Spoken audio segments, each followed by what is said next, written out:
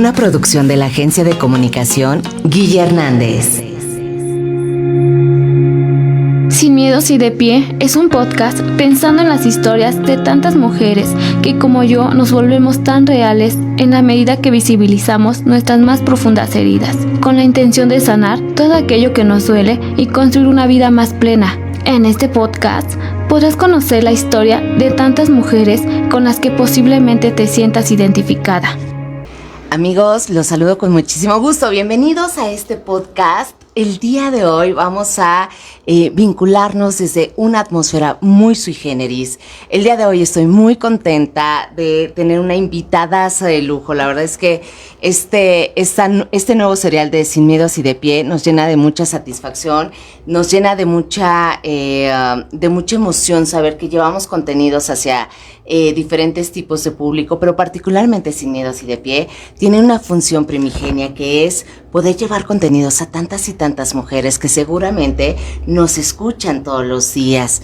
En un país como nuestro México, estamos rodeadas de formas de alimentarnos, de dinámicas, de emociones, de situaciones que vamos viviendo todos los días.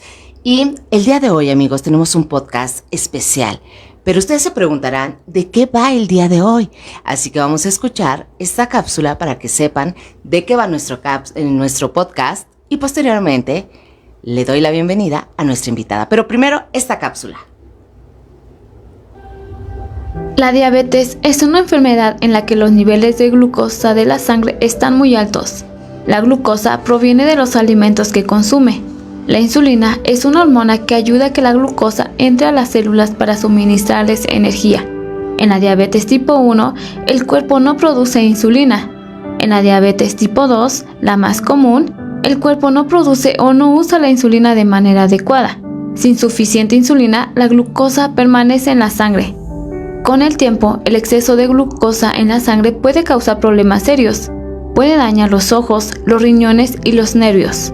La diabetes también puede causar enfermedades cardíacas, derrames cerebrales y la necesidad de amputar un miembro. Las mujeres embarazadas también pueden desarrollar diabetes, llamada diabetes gestacional. Hoy en la cabina hablaremos de cómo se desarrolla la diabetes. Sin miedos y de pie. Así es, amigos, pues el día de hoy está con nosotros Alejandra Martínez García, nutrióloga, educadora en diabetes. ¡Bienvenida, Ale! Muchísimas gracias por la invitación, muchísimas gracias por el espacio. Pues este tema es uno de los temas que más me fascina en este ámbito o en esta trayectoria que he tenido. De hecho, por eso tanto interés para hacer el diplomado en educación de diabetes. Entonces, excelente introducción. La parte de conocer qué es la diabetes es parte fundamental de cada una de las personas que la está presentando. ¿Por qué? Para empezar, muchos pacientes desconocen que la tienen y otros pacientes que la tienen desconocen qué significa tener diabetes mellitus. Entonces, creo que vamos a estar en vivo y las personas que tengan dudas, que quieran comentarme cualquier situación, lo pueden hacer para resolver y para que este tiempo que tengamos podamos resolver dudas, que eso es lo principal. Así es, mi querida Ale. Saludamos con mucho gusto a toda la gente que nos está siguiendo. Estamos totalmente en vivo, estamos ya, mira, aquí transmitiendo. Y me encantaría, por favor, amigos, que pudieran escribir todas las dudas que ustedes tengan. Tenemos el día de hoy a una súper doctora que nos va a estar guiando en torno a todo lo que se va generando. Nuestros hábitos alimenticios, Ale.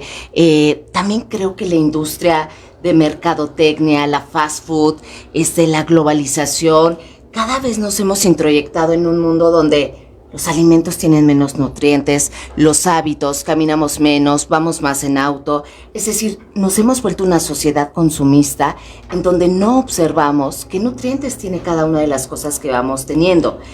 Ale, ¿por qué somos uno de los países con mayor número de diabetes? Ok. En primer lugar, pasan muchos factores. Sí. La cultura. La cultura del autocuidado es muy difícil que se genere en nosotros. Entonces, ¿qué significa un autocuidado? Sí. Desde la parte del lenguaje, desde la parte psicoemocional o psicosocial no lo hemos desarrollado o no lo hemos aprendido. Y de hecho, esta parte de educación en diabetes significa ver varias acciones, no solo centrarnos en esta parte de la alimentación, sino ver todo el contexto social, económico, el contexto psicológico del paciente, o las herramientas que tiene, el contexto familiar, para que esto se desarrolle. Entonces, ¿qué pasa? Y primer punto, Sí. va a ser la parte del lenguaje. ¿Qué significa con este lenguaje? Es que mi paciente siempre llega y me dice, soy diabético, soy diabética, y el primer punto es, tranquilo, no es así. El primer punto es que mi paciente llega y se llama María. Sí. ¿Qué significa esto? Hablar con calidad y sobre todo dar dignidad a la persona. Porque siempre les digo, tengo una pluma, pero esta pluma no soy una pluma. Esta pluma es algo, la tengo y voy a buscar cuál es su función. Eso mismo pasa con la enfermedad. Yo no soy una enfermedad.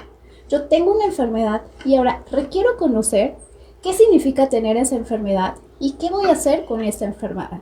Eso tiene que pasar con el paciente que vive con diabetes. Ese es el primer punto. A los pacientes se les llama paciente que vive con diabetes. Muchos de los de profesional de salud siempre, y me incluyo porque hasta hace unos años antes de conocer o antes de cursar este diplomado, pues es esto, o sea, diagnósticos, es diabético, es diabética. No, mi paciente tiene nombre, mi paciente es mamá, mi paciente es abuela, mi paciente es persona. Entonces, en primer punto es hablar. ¿Por qué? Porque justo hablabas de emociones. Mi paciente ya está pasando por un duelo que no sé en qué etapa está presentándose y tengo que descubrirlo. ¿Por qué? Porque si está en negación, difícilmente vamos a empezar a hacer cambios. Pero si el paciente ya está en una parte de aceptación, muy probablemente tengamos una respuesta diferente a esta enfermedad y podamos generar cambios y hábitos. Entonces, primer punto, y eso lo invito a todos los profesionales de la salud, pero también a mis propios pacientes o a los pacientes o a las personas que están viviendo hoy con diabetes, justo presentarse así. Soy María, soy Juan, soy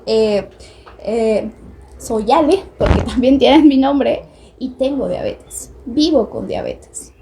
Oye, Ale, me encanta esta acepción que tienes, porque creo que entonces la medicina se vuelve cada vez más humanista, ¿no?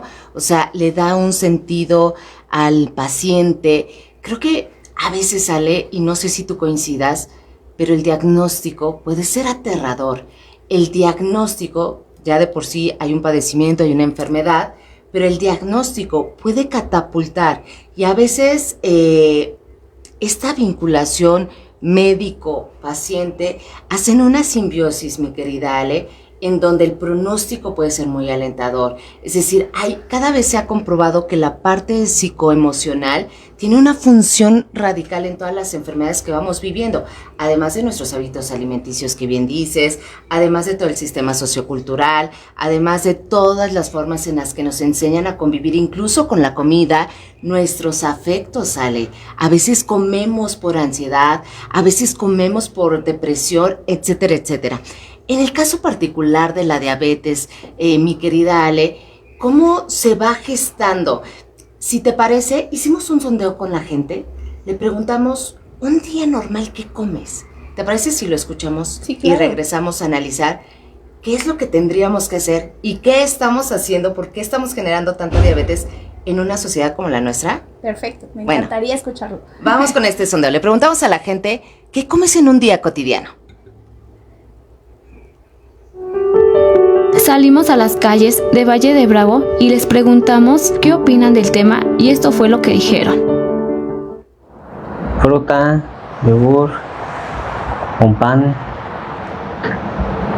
Y pues en cuestión de la comida, pues unas 4 tortillas, carne, entrada pues puede ser una sopita o un arroz. En cuestión de la comida. En la cena pues una tacita de té de canela y un pan. Bueno, mi desayuno empieza a las 8 de la mañana, pues es la hora que ya me da hambre. Desayuno café, un pedazo de pan y puedo desayunar algo de comida como unas enchiladas o un guisado, dependiendo qué es lo que haya de comer, pero siempre desayuno algo o a veces también me preparo un huevito con tortillas o un huevo con frijoles o algo que haya ahí. O sea, siempre desayuno y almuerzo de una vez, las dos cosas hago. Después ya llego hasta las 5 que llego a mi casa a comer bien y pues una comida pesada, no sé, algo como unos guisados, unas enchiladas o carne o pechugas empanizadas o tacos dorados y ya nada más, hasta ahí ya no como. Y a veces en la noche me tomo un cafecito y ya, pero es lo único que consumo en la noche. Y pues mis alimentos los acompaño con agua, siempre consumo agua y nada de refrescos. Y creo que hasta ahí esos son mis hábitos alimenticios del día. Yo desayuno normalmente huevo, por lo general huevo con pan, y en las mañanas sí me tomo un jugo, por lo general son de naranja o limón. Y ya en la cuestión de comida, pues dependiendo del día, comemos variado, entre carne, pescado, verduras. Por lo general, creo que un mal hábito que tenemos es hacerlo frito. Creo que por lo general, si hacemos camarones, poniendo un ejemplo, lo hacemos fritos, ¿no? Entonces, eso es lo que comemos diariamente, por lo general. Sin miedos y de pie. Muchísimas gracias por compartir, mi querida Ale. Eso es lo que todos los días estamos comiendo la mayoría de la población. ¿Qué opinas al respecto? Okay. Todo esto se llama cultura. Sí. Cultura. Entonces, ¿qué pasa aquí? Llegan los pacientes y justo se hace una dinámica semejante. ¿Qué significa esto? Hacemos recordatorios de 24 horas. Preguntamos al paciente, usted, importantísimo, horas de descanso, y después de ahí preguntamos a qué hora te levantas, cuál es tu primer alimento, en qué horario, qué incluyes, cuáles son esos alimentos, cómo los estás combinando.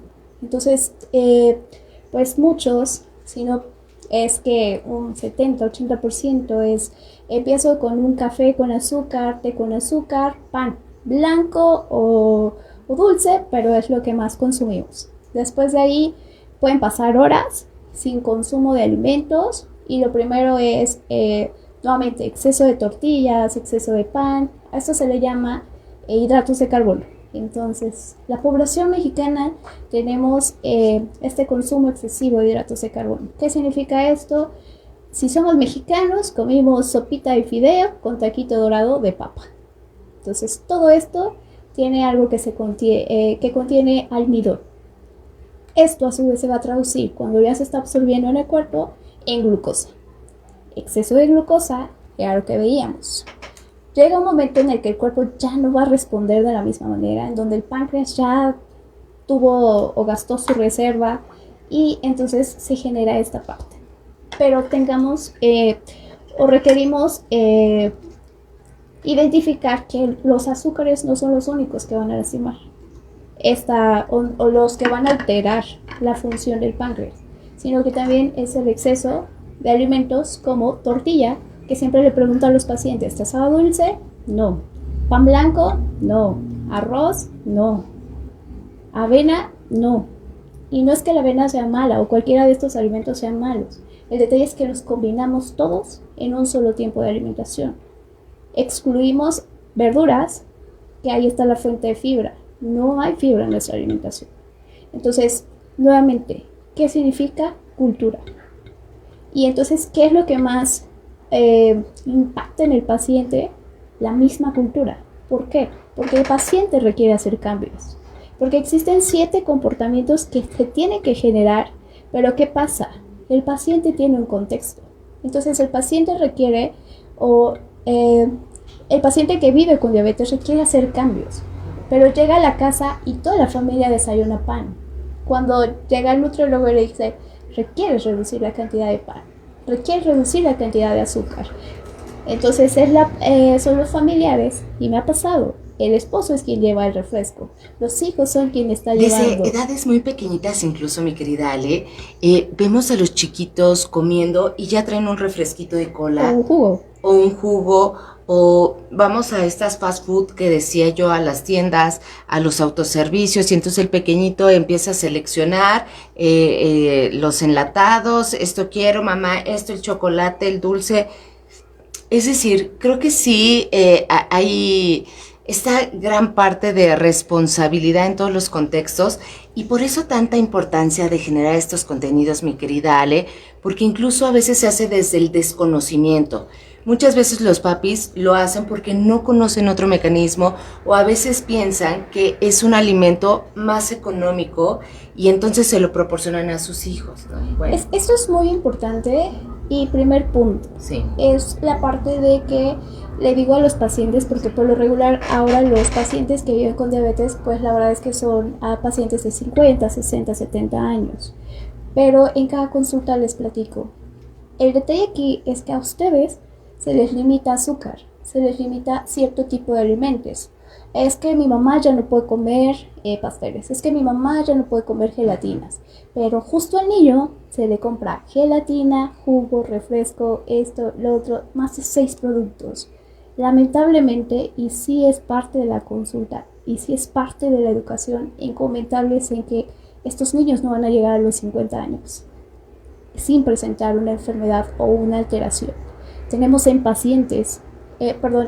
consulta pacientes de 12 años, 11 años, con un síndrome metabólico. ¿Qué significa esto? Que ya tienen alterados los niveles de glucosa, los niveles de triglicéridos, hay obesidad central, están presentando enfermedades de pacientes de 70 años. ¿Por qué? Porque la exposición, la cultura nos ha hecho llegar allá. Y créanme que siempre les digo a los pacientes, o sea, no es justificable, pero sí nos ha hecho que por cada verdulería hay 3 tienditas. Es realmente ese contexto. Entonces, ¿qué necesitamos generar? Todos necesitamos generar un ambiente o una cultura diferente. ¿Desde dónde? Desde la parte de respeto. ¿Y por qué hablo acerca del respeto?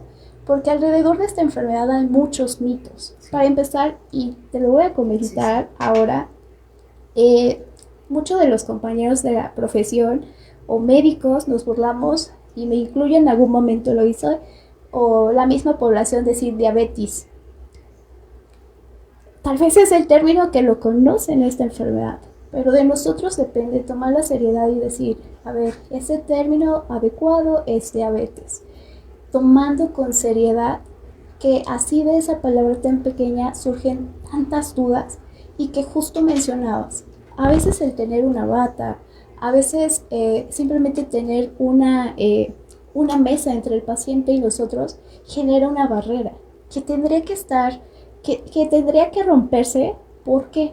Porque eso genera que mi paciente me diga y me comente todo lo que realmente está consumiendo. ¿Por qué? Porque al momento de generar tanta necesidad de resolver la enfermedad, el paciente busca otros métodos que la verdad es que no son ni van a darle el resultado que quiere, que es regresar la salud. ¿Como cuáles? Piensan que con tomar cualquier hierbita, es que mi comadre ya me dijo, es que la insulina no sirve. O sea, hay tantos mitos alrededor de la alimentación, del tratamiento farmacológico, de la aplicación de medicamentos, que el paciente lo deja atrás, y entonces pasan tantos años. Por eso es importante reconocer y abrir espacios y generarnos, como nosotros profesionales de la salud, el respeto hacia el paciente, y en muchas ocasiones escucharlo, qué es lo que está pensando. ¿Por qué? Porque le digo a todos, el tiempo es muy valioso. En la primera cápsula se escuchaba, hay tantas complicaciones de la diabetes que dentro de un hospital se puede observar cuando el paciente llega por una amputación que ya es por arriba de la rodilla, aunque sea un dedo. créeme que es como, mi pregunta es, ¿dónde estamos nosotros como profesionales de la salud para prever?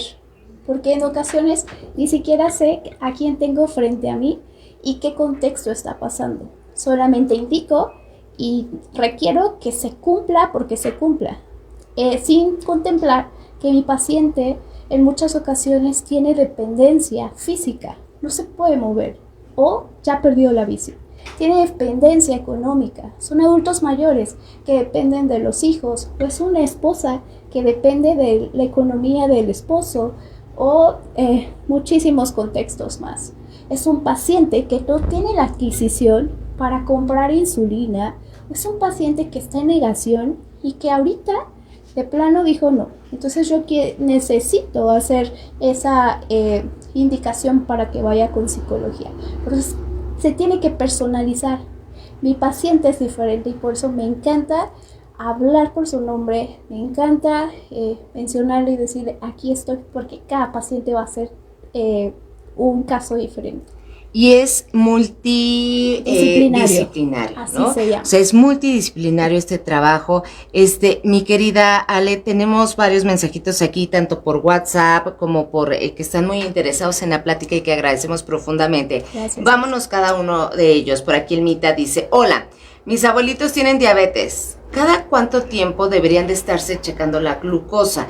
Es decir, una vez que ya hay un diagnóstico, Ale, ¿qué se tiene que hacer ahí en el chequeo de glucosa, por ejemplo? Primero, la primera parte. Sí. Requerimos que realmente esté capacitada los familiares y la verdad es que a mí me encanta decirle, paciente, usted tiene que estar capacitado. Primero es mi paciente y después mis apoyos, pero me imagino que por la edad, pues le apoyamos. Entonces, dependerá mucho de si estoy en control o por ahora estamos en descontrol. Hay varios momentos y dependiendo del tipo de diabetes, porque un paciente que vive con diabetes tipo 1, que por lo regular se presenta en los niños y adolescentes, probablemente me tenga que estar midiendo entre 6 veces al día la glucosa. ¿Por qué? Porque tienen que aplicar insulina de acuerdo a los niveles de glucosa que estén presentando. En un adulto mayor, si no hay mucha variación, podríamos hacerlo tal vez 2 veces a la semana, pero también se hace varias tomas. Puede hacer una preprandial y una postprandial. ¿Qué significa eso, Ale? Antes de comer y después de comer. En mi profesión sí indico que se haga así. ¿Por qué? Porque requiero ver si la cantidad de alimentos que estamos dando son suficientes o es un poquito más o un poquito menos de acuerdo al medicamento que está utilizando. Entonces la respuesta es, depende o es de acuerdo a el medicamento que está utilizando, si solamente es una tableta vía oral o si está utilizando insulina, depende si ahorita está descontrolado o depende si ya está en control y cuáles son los niveles o si el paciente tiene riesgo de que se baje el azúcar, porque también ese es otro de los puntos o otra de las situaciones, que si mi paciente no consume alimento, se aplicó insulina y pasaron horas y él ya empieza a sentir algo que se llaman síntomas de hipoglicemia, que empieza a tener temblores, sudores fríos, o se empieza a marear, hay que checarlo, o se empieza a sentir mal. Entonces hay varios momentos que sí tendríamos que hacerlo. ¿Qué se necesita? Sí que vayamos al médico para que se indique, sí que vayamos con un nutriólogo para que se indique cuáles son los momentos específicos de cada persona que tendríamos que estar monitoreando. Bien, Ale, nos pregunta Ilse Guadalupe, que le mandamos un saludo. ¿Cuáles son los factores de riesgo para desarrollar diabetes? Por acá Mario nos dice, ¿qué bebida es peor para el cuerpo? ¿Refresco, jugos o bebidas energéticas? Por acá nos mandan otro mensajito que agradecemos muchísimo, que dice, ¿quién puede llevar mi dieta? O sea, ¿es el nutriólogo o un especialista de la diabetes? ¿Y en qué se diferencia cada dieta? Por acá nos mandan saludos a la doctora, con mucho gusto saludos. Ale, esas son las preguntas y yo tengo otra que voy a añadir. Okay, ¿qué? Escucho muchas personas que cuando van a un acercamiento de chequeo médico y les dicen, a ver, está en los niveles de azúcar o usted va a hacer diabetes y vamos a empezar a dar medicamento. No sé si esto sea un mito, mi querida Ale, pero lo escucho frecuentemente. Si tomas medicamento, ya nunca vas a regresar, mejor contrólala con estos test que tú dices antes de que el doctor te dé medicamentos, porque si no, vas a estar de por vida tomando esos medicamentos. Mejor regúlatela tú, no permitas que te den ese primer acercamiento. Lo escucho frecuentemente, Ale. De todos estos mensajitos que nos van dejando, ¿qué les diríamos? Ok, factores de riesgo, Sí. pues es esta parte de sobrepeso, sedentarismo, consumo excesivo de hidratos de carbono. En nosotras las mujeres hay más factores de riesgo. El peso elevado en un embarazo, diabetes gestacional.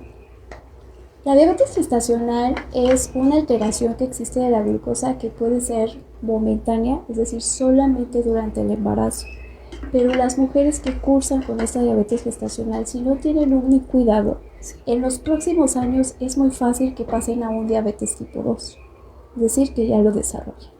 Mamás que tuvieron gestas o que tuvieron bebés mayor de 4 kilos, también es un factor de riesgo.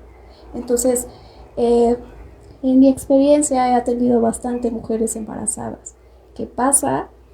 Cada vez, y te voy a decir cifras tremendas, casi 50% de esas mamis nos están presentando triglicéridos altos, colesterol alto, consumo excesivo de refrescos. ¿Qué pasa? Nos decimos vamos a comer por 2, se me antojó tal, pero todo el embarazo es antojo. Entonces se hace, y sí quiero dejarlo claro, se hace una prueba que se llama curva de tolerancia a la glucosa entre las 24 y 28 semanas de gestación. Si sus médicos no se los han pedido, por favor, vayan y hagan, porque ahí se puede detectar la diabetes gestacional.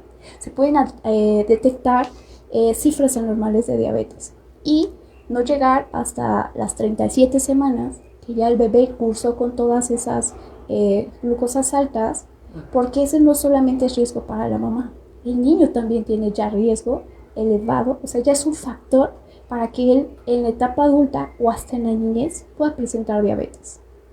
Entonces, otro de los puntos, ¿cuál es la bebida que nos hace más daño?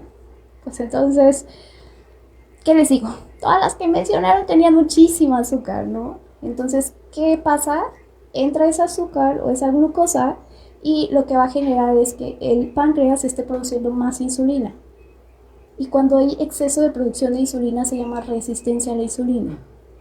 ¿Qué pasa con esa resistencia a la insulina? No tenemos cifras como cuando ya a un paciente se le diagnostica diabetes, pero sí ya la tenemos alterada. Cifras normales de glucosa, menor de 99. Cifras alteradas van del 100 al 125. A partir del 126 ya tenemos diabetes mellitus. Entonces, pero hay que estar en constante revisión. Oye, Ale, que ahí creo que ahora, bueno, cada vez más el sector salud te hacen la prueba. Sí, Es claro. decir, vas, te pinchan tu dedito y puedes darte cuenta si los niveles... De hecho, esperemos que se haga una buena campaña, ahí me voy a preparar. Noviembre, mes de diabetes, de prevención de diabetes, de estar generando toda esta parte de concientización. Entonces, vamos a hacerlo. Y de verdad, yo sí les recomiendo. Porque, ¿qué pasa? Tenemos este mito de que la diabetes surge por un susto. Y entonces, ¿cuál es el susto? O una caída, o un accidente.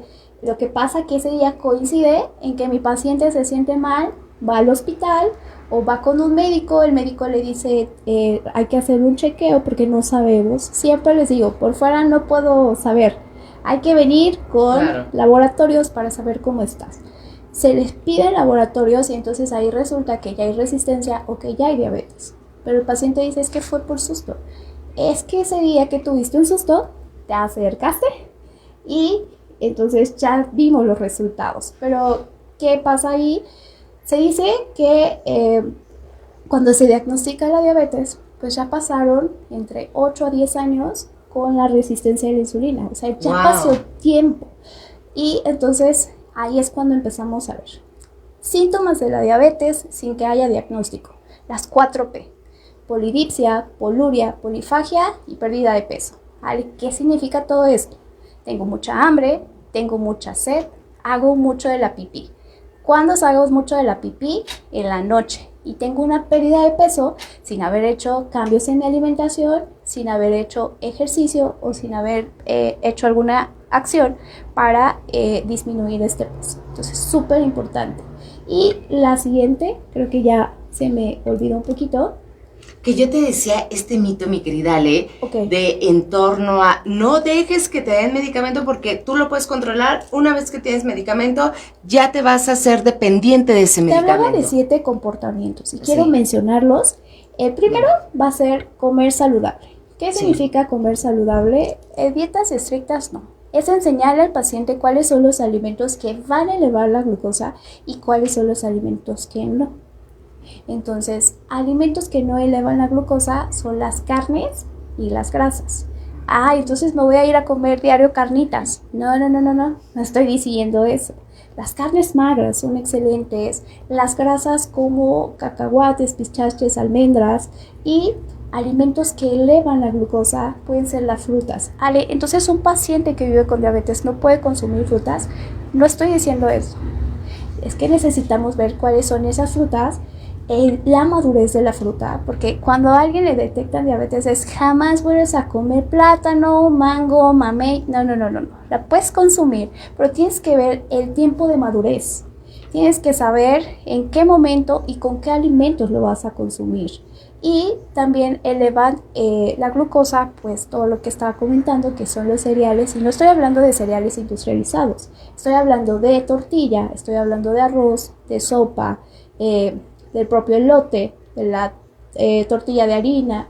Entonces esos son los carbohidratos que sí elevan. Tengo que dejar el pan, tengo que dejar todo eso. No, requieres considerar, y la verdad es que los nutriólogos, ya me acordé de la siguiente, tengo que ir con un nutriólogo o con un educador en diabetes. Así es. Ok, pues los nutriólogos son excelentes y ahorita podría mandar, y me encantaría mandarle saludos a todos mis colegas porque su trabajo es excelente. Yo conozco excelentes colegas y todos ellos estamos capacitados para el manejo del paciente con diabetes. ¿Qué es el plus de un educador en diabetes? Ver todo lo demás, todo lo que estoy hablando, el propio lenguaje, el tener este acercamiento con los pacientes. La verdad es que yo he visto el progreso de los pacientes y es muy bueno, ellos se sienten agradecidos, pero más que agradecidos se sienten bien. Entonces por eso lo siguen y por eso están y ven el cambio y ven las cifras de glucosa que mejoran y ven su bienestar en todo en general. Entonces decimos, claro, pero Sí. cualquier nutriólogo puede hacer un excelente trabajo y la verdad es que es eso, invitarlos a que se acerquen a nutriólogos. En muchas ocasiones piensan que nosotros juzgamos. De hecho, ese es uno de los temas que digo a mi paciente. Aquí yo no estoy para juzgarte, yo estoy para apoyarte. Pero el tema es que nos tienen mucho miedo y no se genera esta parte.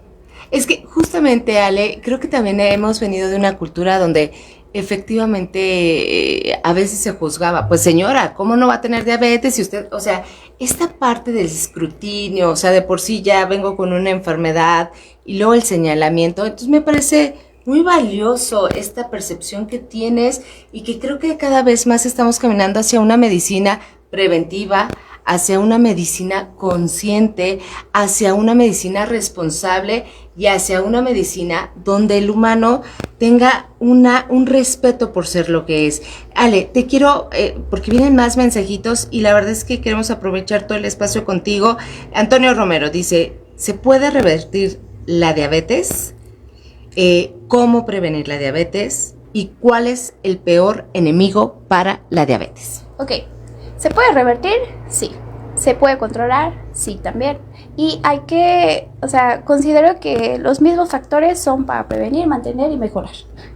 O es esta parte de alimentación. Siempre va a entrar la actividad física. Que estos dos tienen que ser paulatinos. ¿Por qué? Porque tenemos que poner metas que sean alcanzables. ¿Qué pasa aquí? El paciente se frustra muchísimo en esta cuestión de no alcanzo peso, no puedo tomar los 3 litros de agua que me tocan. Pues claro, porque el día de hoy estás tomando un vaso de agua. Claro, porque hoy solamente comes cero frutas, cero verduras. Entonces, ¿qué pasa aquí? Sí necesitamos ser conscientes, primero el paciente, y reconocer, ¿sabes qué? Mira, no hago nada de ejercicio, no consumo verdura, no reconozco y después reconozco qué requiero hacer para que alcancemos la meta ideal. Tengo un ideal, pero tengo un proceso, un progreso, y después de ahí ya lo hacemos. Entonces, sumas. Siempre les digo, un solo factor sí me va a hacer efecto, pero no como cuando hacemos suma. ¿Suma de qué? Alimentación, ejercicio, hidratación a base de agua natural. ¿Por qué? Porque es que estoy súper deshidratado, aquí Valle de Bravo todo el tiempo hace calor. Entonces, sueros. Sueros que, o entre comillas, sueros que tienen exceso de azúcar. Gatorade, exceso de azúcar. Agua mineral, exceso de sodio. Entonces, la hidratación tiene que estar y es parte fundamental. La otra parte, si tengo que tomar medicamentos, no siempre tengo que quedarme con esos medicamentos. Pero entonces, ¿qué tiene que pasar? Y esto es súper común. Piensan que con solo consumir metformina ya estoy bien. Llegan pacientes súper descontrolados, tienen hasta el tope de insulina, hasta el tope de glucosa. Ya no le podemos dar más porque ya la dosis es la máxima y no han hecho ni un cambio en la alimentación. Entonces, cuando hay cambios en la alimentación, se empieza a reducir la cantidad de medicamento. Pero, ¿qué pasa aquí? Tenemos que individualizar. ¿Qué está consumiendo el paciente? Si tiene otras enfermedades, ¿por qué? Porque mi paciente con diabetes, justo como decía la cápsula, puede ser que ya esté cursando con una enfermedad renal o ya se afectaron esos riñones. ¿Qué queremos que pase? Que eso no pase. Que hagamos esta parte de prevención. Pero entonces, se tiene que individualizar, conocer todo lo que está viviendo ese paciente y cuáles son los factores que me van a apoyar para mejorar la salud actual del paciente. Pero también necesito reconocer cuáles son los que no me están ayudando. Entonces, cuestiones económicas a veces impactan bastante, pero no es justificable. Ale, sí, ahorita nos vas a leer y con eso que me gustaría que quedaran muy claros estos 7 comportamientos para que la gente lo tenga. Amigos, quiero de verdad mandarles muchos saludos a toda la gente que se está conectando, a toda la gente que va mandando sus mensajitos. Agradecemos profundamente porque eso quiere decir, mi Ale, que hay mucha gente que está preocupada y ocupándose de su salud, claro. Y eso es maravilloso. Estos 7 comportamientos que bien mencionas y que ahorita acabas de dar un punto primordial. A veces creemos que comer saludable solamente es para gente que tiene un poder adquisitivo económico elevado. Pero si nosotros hacemos una retrospección, Ale, incluso nuestros abuelos comían tan sano, las verduritas de la cosecha, no tenían transgénicos, no tenían tantas hormonas los pollitos, es decir, la alimentación era distinta. Y ahora tenemos una cantidad de mercadotecnia de alimentos que están saturando desde los medios de comunicación, ¿eh? Porque lo vemos en la televisión, porque lo vemos en el radio, porque nos están bombardeando con los cereales de caja, pero el enlatado, pero los dulces, etcétera, etcétera. Comer sano solamente está permitido para las personas que tienen cierto nivel adquisitivo económico, ¿eh? ¿O esto es un mito? La verdad es que la consulta es el primer factor que no permite cambios en la alimentación, en el cual la primera respuesta es no tengo dinero. Cuando se hace un recordatorio de 24 horas alcanzamos a ver, porque estamos con una colega, por cierto le mando saludos a Karen, es excelentísima, y alcanzamos a ver, ¿no? Coca de 3 litros para todos. Entonces es como que no hay dinero. Papas para todos. Entonces, más bien, ¿en qué estoy invirtiendo el dinero? Y la otra parte, el mexicano está muy acostumbrado a que quiere todo sin invertir. ¿Qué les comento a los pacientes? Es que esto requiere inversión. Y no solo hablar de monetario.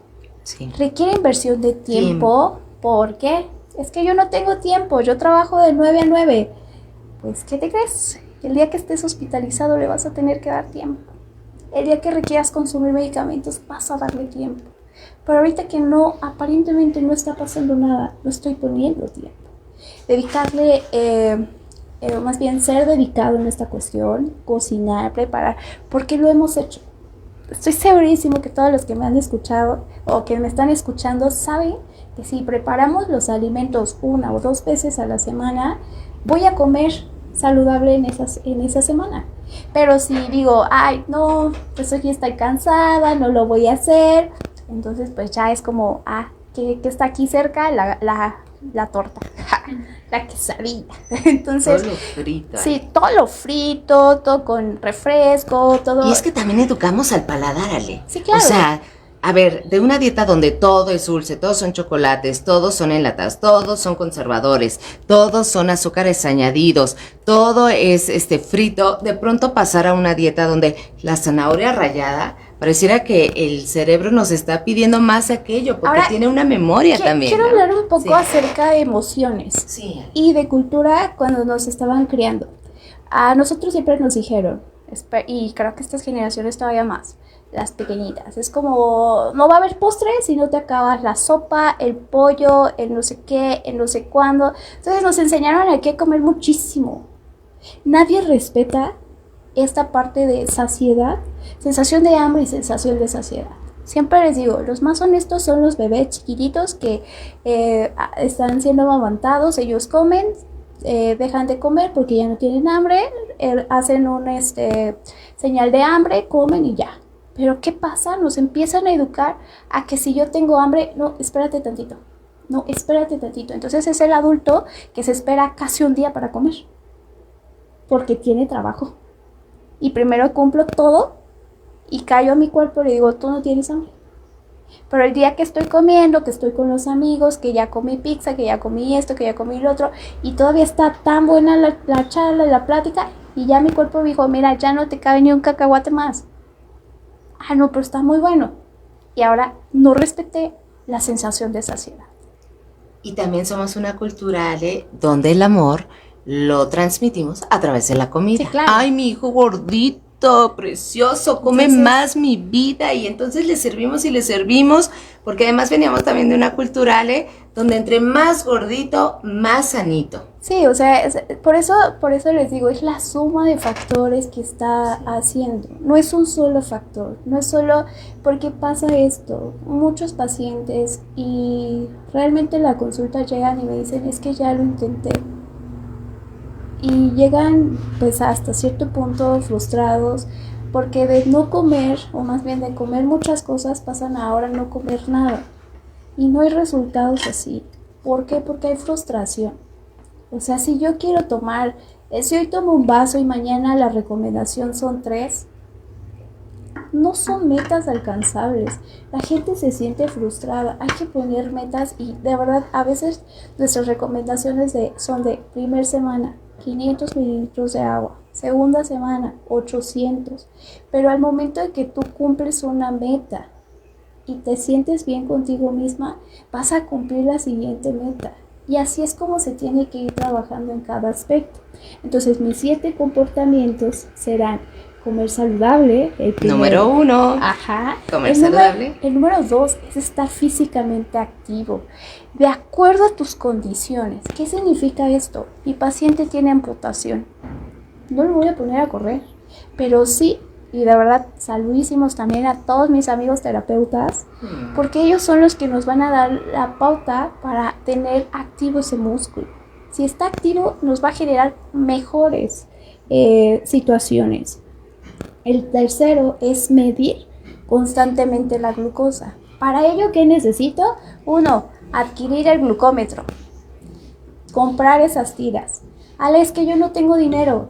Pues, ¿qué te crees? 10 pesos todos los días y en 30 días ya tengo mi glucómetro. ¿Pero qué significa? Inviertes, ahorras. Estoy generando. Lo que pasa es que aquí tengo que hacer activo a mi paciente. Tengo que empoderar a este paciente. Tengo que decirle que yo soy parte fundamental, pero mi papel estelar, y siempre le digo, aquí el papel estelar es usted. Yo estoy aquí para apoyarle, para ayudarle, para decirle todo lo que se requiere hacer, pero ahí viene quién lo va a hacer. Sí, entonces estoy con medir las riendas. medir la glucosa, esto se le llama monitoreo, hacer un registro. Porque me dicen, ya me medí la glucosa. ¿Y cuáles son las cifras? Ay, no, olvidé la libreta. ¿Cuáles son las máximas? ¿Cuáles son las mínimas? ¿Por qué estoy teniendo máximas? Entonces esto genera a mi paciente. Le digo, a ver, este día te fuiste de fiesta.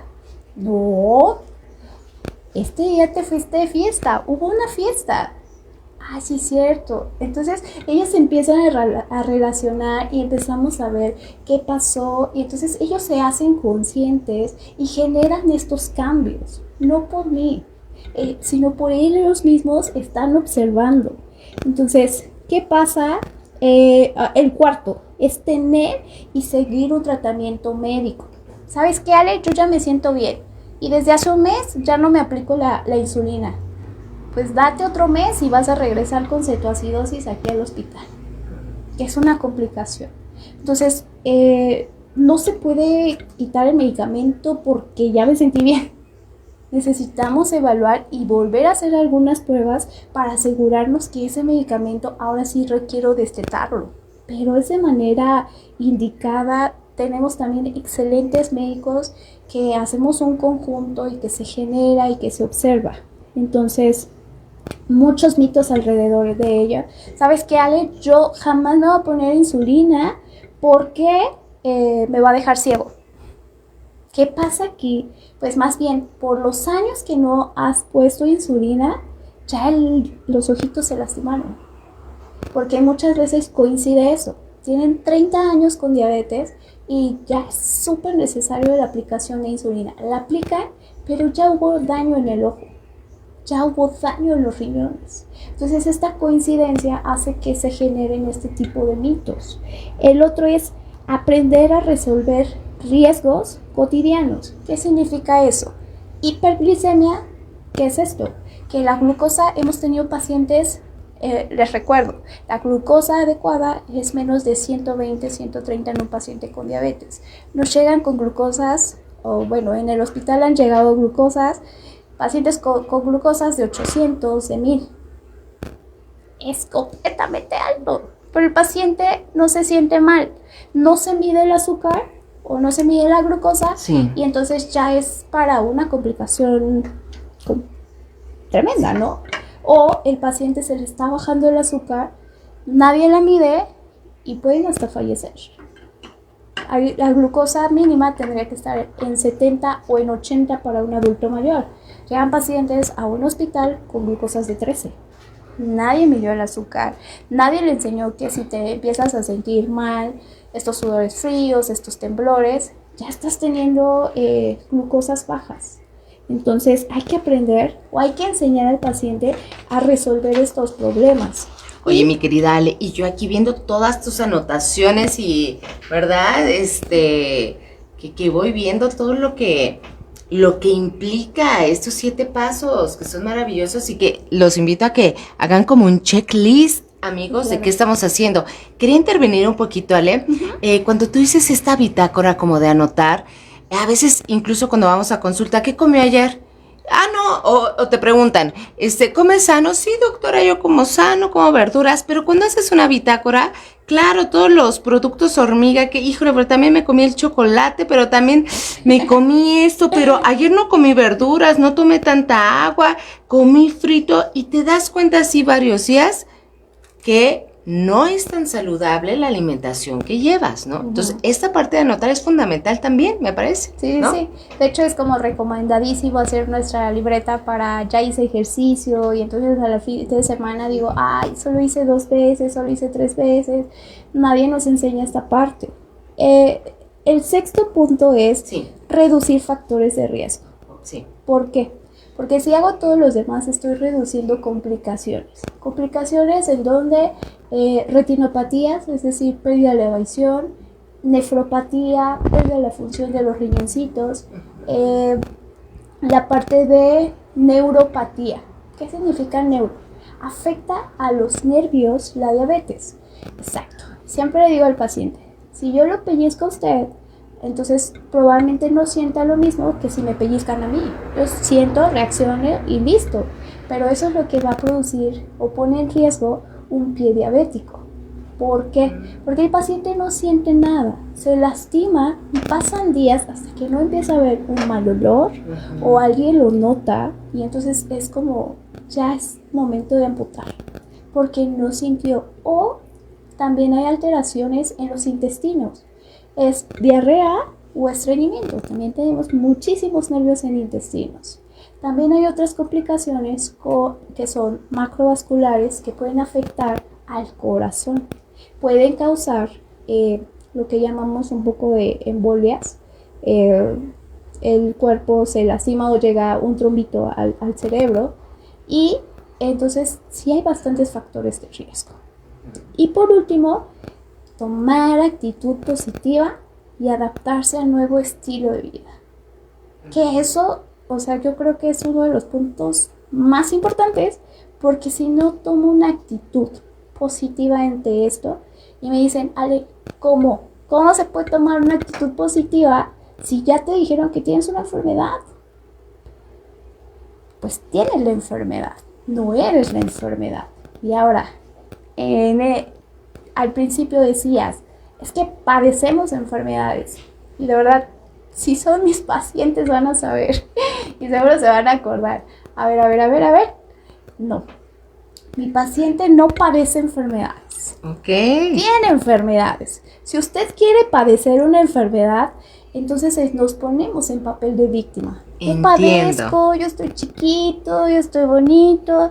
Entonces llegan los pacientes de 60 años y padecen y entonces tienen que esperar a que su esposa les cocine alimentos. Señor, ¿usted sabe cocinar alimentos? No, pues entonces vamos a empezar a cocinarlos. Llegan los niños Hacernos chiquitos. autorresponsables. Exacto. La salud de quién es. Sí. Entonces siempre estamos yo me siento enferma, que mis papás me resuelvan. Yo estoy enfermo, que mi esposa me resuelva. ¿Por qué tenemos que hacer? Yo estoy enferma y el doctor es malísimo, porque no me hizo bajar los niveles de glucosa. Y entonces ahí es cuando está el sentimiento de los médicos de, ¿cómo? Si le dije que te requería hacer una situación o tenía que hacer todos estos cambios, o sea, yo indiqué. Y se observa completamente en las consultas. Les das la indicación y puede ser semejante, no digo igual porque vuelvo a repetir, no son iguales, pero semejante. Entonces ves que uno avanzó y el otro no, entonces te quedas pensando. Entonces los pacientes no requieren padecer esta enfermedad, requieren saber que la tienen y requieren conocer cada uno de los puntos.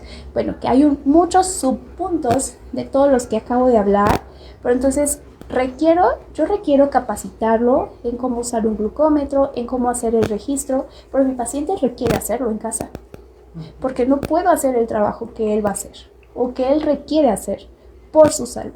Entonces se llama empoderamiento en el paciente, empoderamiento en salud. Yo te doy este conocimiento, ahora tú utilízalo. Decía hoy con una paciente, yo te dejo la libreta, te dejo los plumones, ahora te toca a ti pintar. Pero ¿qué pasa? Pasa una consulta, 2 meses, y ella eligió ni siquiera tocarlo. Es esto lo que está pasando con nosotros. Y este es un tema de diabetes, pero puede ser en muchos temas más.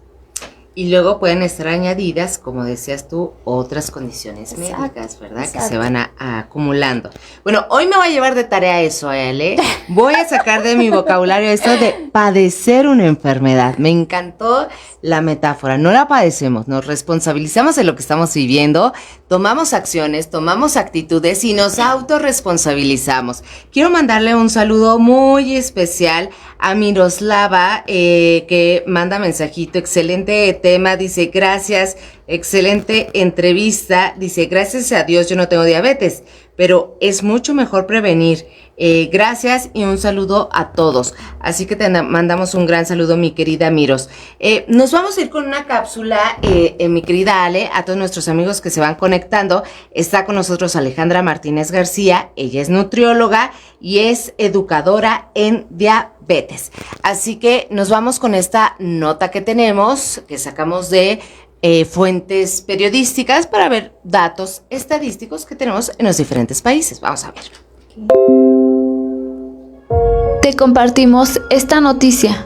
Cambiando de temas, en México 12.400.000 personas padecen diabetes, una enfermedad crónica que causa daños irreversibles en la vista, el riñón e incluso en las extremidades. Así lo indicó el jefe de Medicina Interna del Hospital Nacional Homeopático de la Secretaría de Salud, David Alejandro Vargas Gutiérrez. En el Día Mundial de la Diabetes, que es este próximo 14 de noviembre, en México se registra una tasa anual de fallecimiento por diabetes mellitus causada, entre otras, por la obesidad y el sobrepeso, de 361 por cada 100,000 habitantes. En tanto, la de tipo 1, que padecen y aparece entre la niñez y la juventud por razones de herencias, es de 30 muertes por cada 100,000 personas. Muchísimas gracias por esta nota que compartimos para tener. Adelante, Ale, tú con confianza, porque hace calorcito, tú toma agüita. Porque amigos, aquí estamos en vivo y como obviamente tenemos toda la iluminación, estamos con calorcito. Ale, nos vamos justo al colofón ya del programa, vamos cerrando. Déjanos algo de tarea, mi querida Ale. ¿Qué podríamos iniciar? ¿Cómo iniciamos nuestro día? ¿Qué nos aconsejas? ¿Desayunar? ¿Cómo prevenir? ¿Qué hacemos? ¿Qué tarea nos dejas? Ok, primer punto es reconocer. Reconocer qué es lo que está pasando conmigo. ¿Cuánto tiempo estoy invirtiendo en mi persona y en mi salud? Entonces, esto habla acerca de qué tipo de alimentación estoy teniendo. Y voy a aclarar esta parte. Dieta significa el consumo de alimentos que estoy teniendo a diario. Existe una dieta correcta. Entonces, ¿qué pasa? Es que ya vengo por mi dieta. No, tú ya tienes un tipo de dieta. Hay que evaluar si esa dieta está siendo correcta. ¿Qué es una dieta correcta? En la cual se incluyan varios alimentos. Lo que pasa aquí es que excluimos bastantes y los que más excluimos son los que a veces más necesitamos, como cuáles, las verduras, las frutas, las grasas saludables como cacahuates, pistaches, almendras, la hidratación. Ahora se ha generado mucho y que esa era nuestra dieta tradicional, la dieta de la milpa, que justo viene a base de alimentos que ahorita están en la milpa, el maíz, la calabaza, los quelites. Esa era nuestra alimentación, pero ahora actualmente cada cuánto lo estamos comiendo, ¿no? Y entonces también otra de las recomendaciones es tratar de reducir los procesados. Entonces en esta semana tenía paciente que me decía, diario como algo empaquetado de Bimbo. Mencionamos algo. Por eso son las redes, tú siéntete cómoda de decir sí, es que realmente sí, Ale. Pues todo es industrializado. Sí. Entonces, ¿qué es lo primero que alcanzo a ver? Galletas y yogur. Y no yogur, porque el yogur se recomienda, pero que sea natural, sin azúcar, sin tanta grasa. Pero entonces yo me como ese yogur con cereal industrializado, dulce, más todo lo de azúcar y le agrego más azúcar todo es azúcar. Y después de ahí me voy a un almuerzo que es como lo que caiga, en donde caiga, y no quiero hablar las reuniones de amigos, claro, que es añádele un poquito de alcohol, o si no, muchito alcohol, y más azúcar, lo combinamos con refresco. Entonces, ¿qué les digo a las personas? Tengo aproximadamente una persona come 3-4 veces al día por 7 días. ¿Cuántas comidas son? Entre 21 a 24 comidas. ¿Qué pasa si una comida es diferente a las otras comidas? Pues no genera tanto cambio. Pero ¿qué pasa si esas 20 comidas son fuera de casa, sin ninguna consumo de frutas, sin consumo de verdura, exceso de grasa, porque todo va frito, todo va capeado, todo va con crema? ¿Qué pasa? Entonces justo necesito encontrar ese momento, necesito invertir ese tiempo, necesito encontrar ese momento para el ejercicio. No tengo tiempo de ejercicio, pero sí tengo tiempo para ver una serie completísima en un día. Entonces hay prioridades. El detalle es que la prioridad en la salud, y te puedo decir que mi generación treintañera, no estamos generando eso. Más los adolescentes, eso no me va a pasar. La mayoría tiene un peso normal, pero come muy complicado. En 5 años no va a ser así. Los adultos, es que yo ya estoy casada, ¿yo para qué quiero tener un cuerpo diferente? Es que yo ya tengo diabetes. La verdad es que sí tenemos ahí ciertas situaciones o ciertas actitudes que no nos está apoyando. Pero también ahí tendremos que apoyarnos por parte de psicología en cuestión de dar valor a lo más importante que es el cuerpo. No hay nada más importante que la salud. Cuando la perdemos, sabemos esto, que no hay nada más importante que ella. Y justo, Ale, creo que también abonando a esto que tú dices de una manera amorosa también es, no esperemos enfermarnos para hacer cambios alimenticios, cambios en nuestros hábitos. Y bueno, si ya estamos con un diagnóstico, entonces seguir avante con toda esta dinámica para que tengamos una mejor calidad de vida. Yo creo que eso es lo fundamental. Ale, pues estamos cerrando este episodio de podcast de Sin Miedos y de Pie.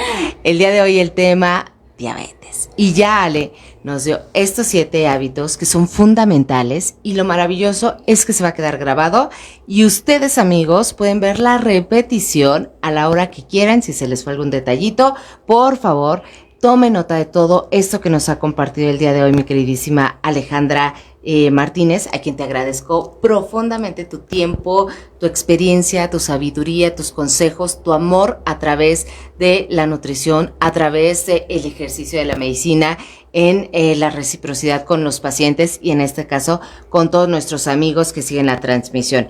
Y siempre digo, una disculpa si de pronto estamos aquí porque pareciera, ay, ¿cómo Guille está ahí en lugar de estar en entrevista? No, porque voy siguiendo todos los mensajes que nos van colocando porque siempre quiero que no se vaya ningún mensajito, sino poder atender a todo lo que ustedes nos van diciendo.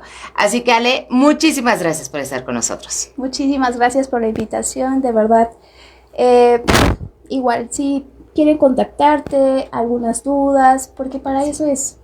La verdad es que la información tiene que llegar y una buena información, porque en muchas ocasiones la información que no está tan adecuada llega a todos lados, pero la información que es adecuada es como se tarda en llegar años y años a personas. Entonces, la última es compartamos información que sí funcione al paciente, que sí esté libre de mitos y que sobre todo vaya a mejorar esa salud de cada persona. Y además tú das consulta particular, Ale. Sí. ¿Dónde te pueden encontrar? ¿Qué teléfono tienes, por favor? Ok, actualmente estoy, siempre se me va, pero traigo mi tarjeta. A ver, tarjeta. Tu acordeón, Ale, tu acordeón. Es que sí soy de Valle, pero se me va el lugar. Entonces estoy en Ruta del Bosque 17, local 4. Está justo frente a la Cruz de Misión. Ahí estamos compartiendo igual con en una clínica, es la Clínica con Salud. Excelente equipo, tenemos psicología, tenemos al Dr. Roger y tenemos terapia física. Entonces ahí vamos a estar todo el tiempo y el teléfono es 72 23 13 45 84. De todas maneras te dejo ahí mis datos para que si tienen alguna duda, si requieren alguna consulta, con gusto me mandan un mensajito y podemos atender. ¿Va que va? Muchas gracias. Pues amigos, los dejamos. Sigan con esta maravillosa tarde de martes y recuerden que se queda grabado el episodio. Nos vamos con nuestra cortinilla de salida y quiero agradecer, por supuesto, siempre también al staff, a todos los que hacen posible este episodio. Muchas gracias a Johan, muchas gracias a Cris, muchas gracias a nuestra querida Almis que está detrás de la cámara. Muchas gracias a todos, pásenla bien, a nuestros colaboradores, a quienes accedieron al sondeo y mucho más. Esto fue Sin Miedos y de Pie. Mi nombre es Guilla Hernández, hasta la próxima. Sin Miedos y de Pie es una producción de la agencia de comunicación Guilla Hernández. Síguenos en las distintas plataformas digitales, Spotify, Facebook e Instagram. Sin Miedos y de Pie.